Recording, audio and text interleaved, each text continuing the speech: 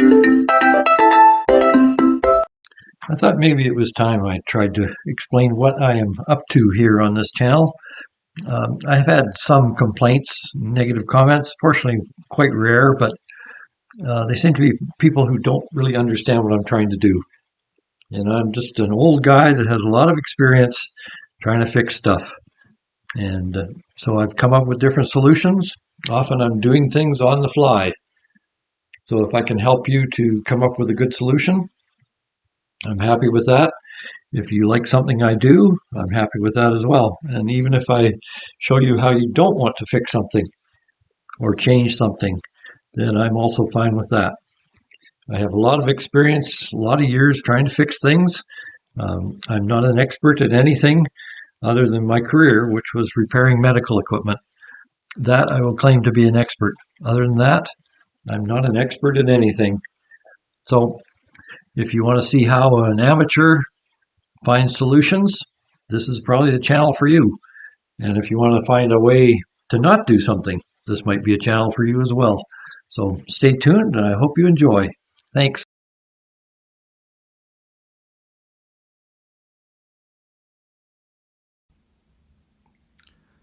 Welcome to Not Factory Approved. As some of you know, I've been away for 2 months. In fact, my wife and I were on an RV holiday to the Maritimes. It was a great holiday. But here we are. And several things had failed while I was away, and this is one of them. This is a HiSense fridge. The freezer is working, going down to minus 18 Celsius, but the fridge is not. And I don't think it's going to be that complicated, but we'll see. So I've had to take it all apart. I'll show you what model this is in a minute. But there's 2 connectors up in here. One is for the sensor, the temperature of the freezer, and the other one is for the fan. Oh, sorry, this is the fan, the 3 wires right here. And this is the sensor. But if you look up inside this, if I can show you, there are 3 pins. And one of them has a pin inside it.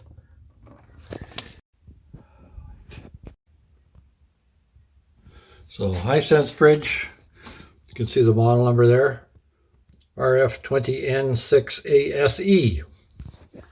We got an extended warranty on this, which expired in July. It's now end of October, wouldn't you know it.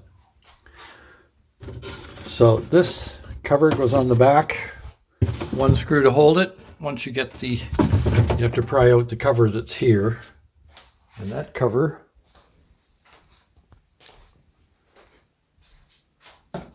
is buried somewhere. There it is. So that's the cover. You can see the tabs hold it in. You have to pry that out with a small flat screwdriver. And then you can access the screw, pull that out, and this snaps out. And then there's a cover. Nope, the other one has the cover on the bottom. This just snaps into there, into the recess. So some of them have a damper, apparently. If this one has a damper, I don't see it. But there's the light down the bottom.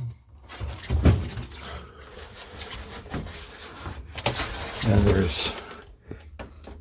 I don't see any damper in here, but I have to look further. So there'll be a sensor in here. Let's see if there is a damper. It might be down inside. So I have further looking to do down in here. So all the slides come out, all the shelves, the drawer on the bottom, which lifts out. This remains. You don't have to take that out. Then down here, the drawer, everything has to come out as well. The drawer has these 2 tabs. Those fit down inside here, each side. And then there's a screw goes through that screw tab, which is here. And that holds it all in place. You have to make sure it closes properly when you put it back in. And then there's 2 drawers at the top. Those have to come out as well. One lifts, one slides. And they lift, the top one lifts up to clear out of these tabs. And it's easier to work on the freezer when the doors are open. So I did some looking on YouTube, and I couldn't find this exact model. Let's get rid of the personal information off the fridge here.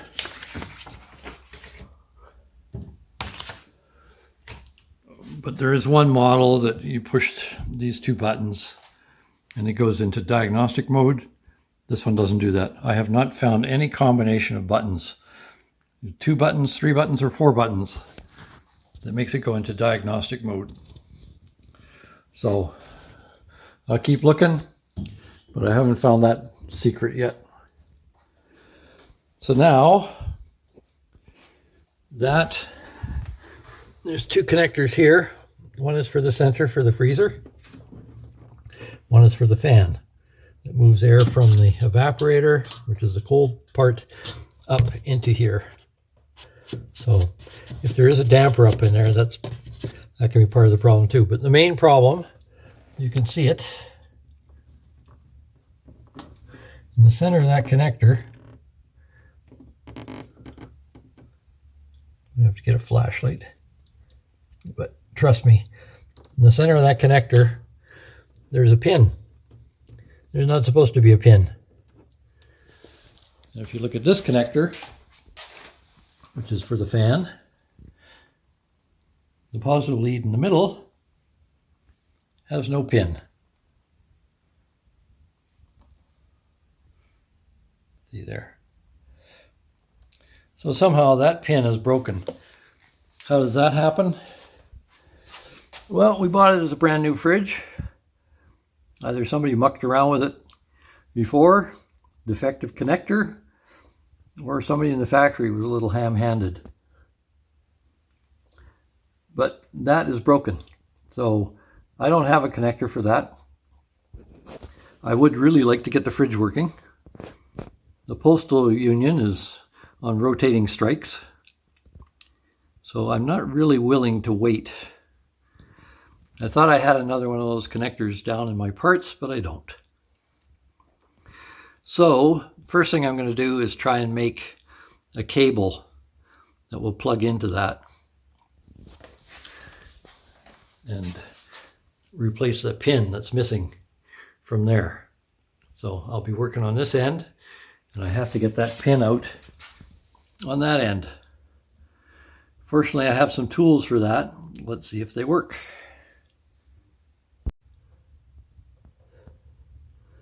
So I got the one out, and I did it by prying on this inside to pull it. So I was prying like that against the body of the connector, and then you push on the tabs. You can see one of them there shining, and that releases it, and then you can pull it out. So now I can get access to the pin, which is in there. You should be able to see it sticking out the end. And pull that out.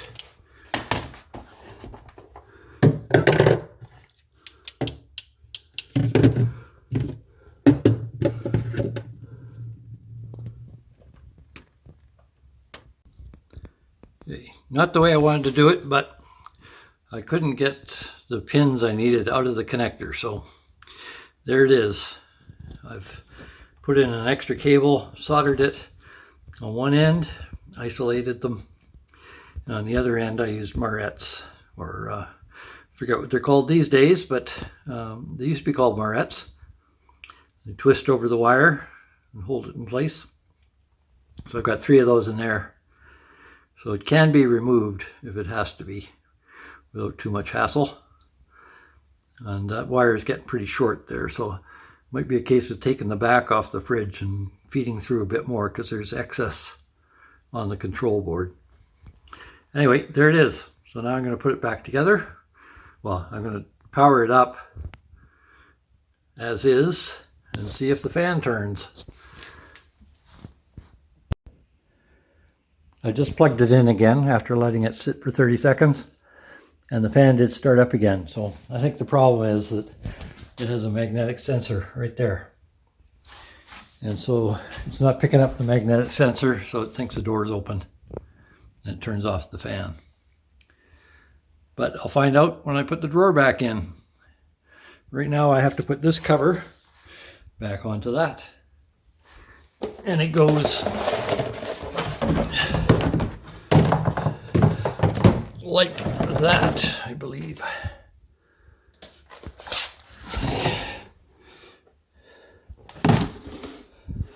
Four across the bottom, four across the top. So it could go either way, but it has to go that way because this comes out here to reach that vent. And this deflects. This side deflects everything to make sure it moves the air up. So put that back together. So this is the way it goes here. Baffle goes down the bottom. This one here. This covers the front. There's some vents for the freezer. There's the four screws tabs to each side. And then this goes up to the top for that vent. And it's held enough away for the face of the motor, away from the evaporator coil. So let's try again. Make sure this baffle is down at the bottom. The four screw holes line up. This has to sit behind here. You put it in. So these have to be out. The top one's not as important, but it makes it easier to get the baffles in, baffle cover in. And then this has to be pulled right out. So you can make sure that it allows you to get that piece behind. Okay, now I'll put some screws in, some drawers in, and I'm going to fire it up, see if it works. Reassembly, make sure these tabs are in place there. Doors are open, and it makes it easier, not so much for just the door on the bottom, but for the baskets. There's a screw on each side, has to be in place. That locks it in. And here's the magnetic sensor, or the Hall effect sensor is inside. This is a magnet to trip it. So that can go closed. Now, next is the sliding drawer, which is this. Down in there, and stays that way, right on the bottom. And it's in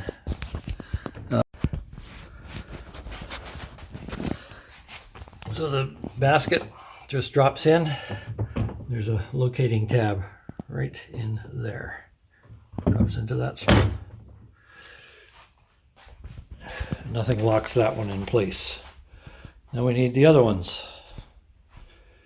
They're over here. There's this one.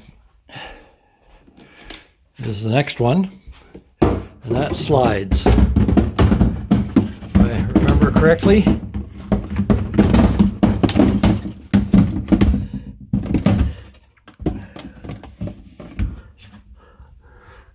Let me get that into position.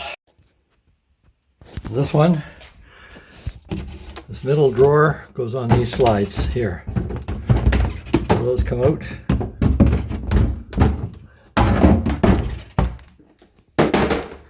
And the back of the drawer hooks into here on each side. What are we hung up on here? Just life in general. Okay, and then this tab here fits into this hook here.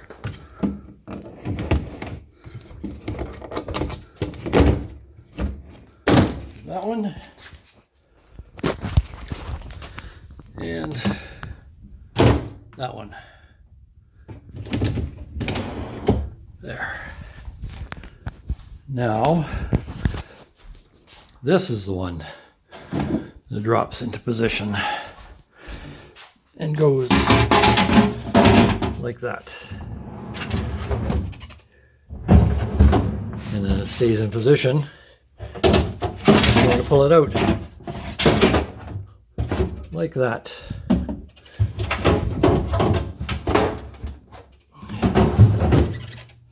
So that's the bottom done. Now I have to find the damper. Disconnect these connectors by pushing down in between here.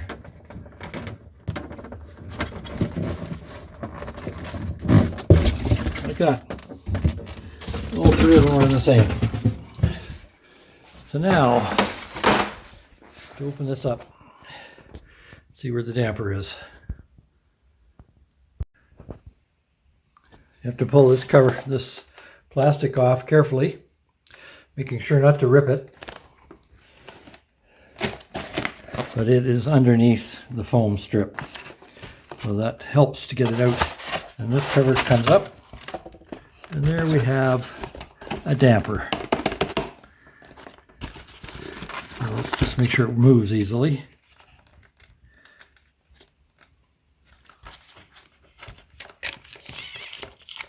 It's on a little motor. So we'll find out pretty quick if that works. Okay. I'm going to put that back together. Let's see, maybe I should just, I'll check the continuity of the motor first, just to make sure. There are two windings on this motor. There's blue to white and red to black. Red, or not black, blue. And then the two black ones are the sensor. The sensor is 145 ohms. So there it is across the end. That's the yellow and the white. And there it is. 400 ohms. And they're both the same. So I'm sure that motor is fine. There's the cover back on. So these have about 6 snaps. 3 each side, I think. You have to pry those out. There's one about here. And you'll feel them. Once you break the top free, it'll be pretty obvious. And then you can snap it into place, put the screw back in, put the cover back on it. It's this one. Multi-airflow. And that likewise has snaps on the ends and on the bottom there. So put that in there.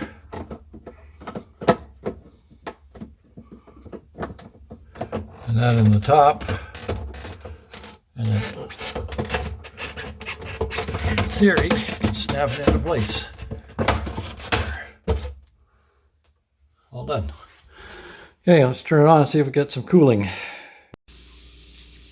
According to the display, it's working. According to the thermometer, it's working. I think it's fixed.